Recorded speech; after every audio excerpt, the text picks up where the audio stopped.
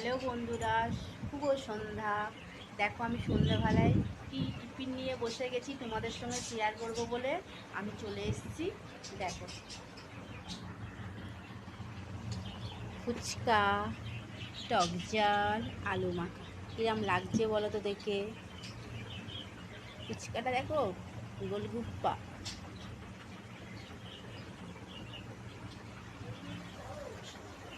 আর এখন আমি খাবো ফুচকা না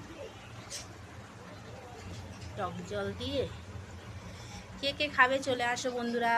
গাইসরা দেখো আমি খাচ্ছি ফুচকা। খাবে তো চলে আসো, ঝটপট চলে আসো। খাবে খাবে, খাও খাও খাও খাও। দেখো আমি খেয়ে নিচ্ছি।